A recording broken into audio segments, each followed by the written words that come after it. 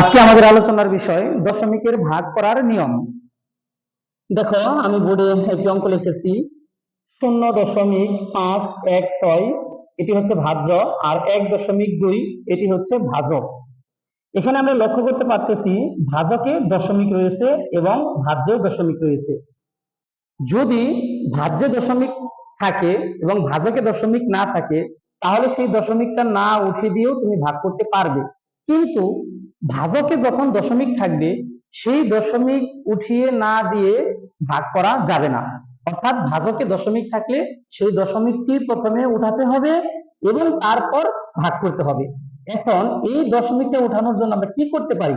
এই দশমিকটা উঠিয়ে দেওয়ার জন্য আমরা এই দশমিকের জন্য একটা এক এবং এই দশমিকের পরে যে কয়টি অঙ্ক রয়েছে সেই কয়টি শূন্য দিয়ে যদি আমরা গুণ দিই তাহলে দশমিকটা উঠে যাবে। তাহলে দশমিকের জন্য একটা এক এবং পরে কয়টি অঙ্ক রয়েছে? একটি, আমার একটি শূন্য। তাহলে যদি আমরা 1.2 কে 10 দিয়ে গুণ দিয়ে দিই তাহলে কিন্তু আমাদের এই দশমিক বিন্দুটা উঠে যাবে। আর ভাজককে যে সংখ্যা দিয়ে তুমি গুণ দিবে ভাজ্যকেও সেই সংখ্যা দিয়ে গুণ দিতে হবে। তাহলে সেই ক্ষেত্রে আমরা লিখতে পারি 0.516 গুণ 10 ভাগ 1.2 গুণ 10।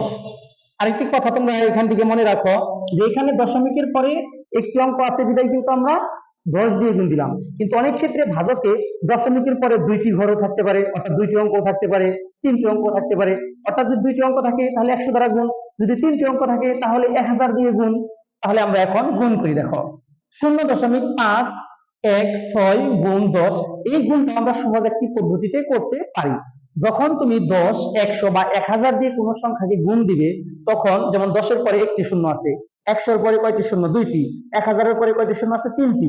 অর্থাৎ যে সংখ্যা দিয়ে তুমি গুণ দিচ্ছ 10 বা 100 বা 1000, ওই সংখ্যার একের পরে কয়টি শূন্য রয়েছে, যে কয়টি শূন্য থাকবে দশমিক বিন্দুটি ওই কয় ঘর পরে চলে যাবে, মানে ডানে চলে যাবে যে সংখ্যাকে তুমি গুণ দিচ্ছ। তাহলে আমরা গুণ দিচ্ছি কোন সংখ্যাকে? 0.516 এই সংখ্যাকে কত দিয়ে গুণ দিচ্ছি? 10 দিয়ে। 10-এ কয়টি শূন্য রয়েছে? একটি শূন্য। তাহলে দশমিক বিন্দুটা কয় ঘর পরে যাবে? এক ঘর পরে যাবে। তাহলে এক ঘর পরে যদি যাই কত হয়?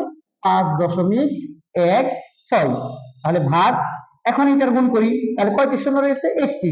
তাহলে দশমিক বিন্দুটা কয় ঘর পরে যাবে? এক ঘর পরে। তাহলে 2 এর পরে যায়। এখন 2 এর পরে আর কিন্তু কোনো অঙ্ক নেই, তাহলে দশমিকের পরে আর যদি কোনো অঙ্ক না থাকে তাহলে সেই দশমিকটা না দিলেও হয়। তাহলে আমরা শুধুমাত্র লিখতে পারি কত? 12। এখন দেখো ভাজকে কিন্তু আমাদের দশমিক নেই, তাহলে আমরা এখন সহজেই ভাগ করতে পারবো। দেখো এপাশে আমরা ভাগটি করি 5.16। তাহলে প্রথমে দশমিকের আগের যে অঙ্কটি 5, এই 5 কে ভাগ দিতে হবে 12 দিয়ে। 5 কিন্তু 12 অপেক্ষা ছোট, তার মানে আমরা একবারও কিন্তু 12 দিয়ে 5-এর মধ্যে ভাগ দিতে পারতেছি না। যখন একবারও আমরা ভাগ দিতে পারবো না তখন ভাগ দিতে হবে 0 বার। কতবার? 0 বার। তাহলে 0 বার যদি ভাগ দিই আমরা 0 দ্বারা 12 কে গুণ করলে কত হয়? 0। যদি আমরা বিয়োগ করি থাকে কত? 5। এরপর আমরা দশমিকের পরের যে অঙ্কটি সেই অঙ্কটি এই যে নিচে 5-এর পাশে লিখবো। এখন এই অঙ্কের আগে কি আছে? দশমিক, এই জন্য এই দশমিকটা আমরা ভাগফল বরাবর দিয়ে দিব। এরপর একটাকে নিয়ে আসলাম, তাহলে এখন কত হলো? 51। 51-এর মধ্যে 12 কয়বার যায়? 4 বার। যদি আমরা দেই 4 বার কত? 48। যদি আমরা বিয়োগ করি 88 কত হলে?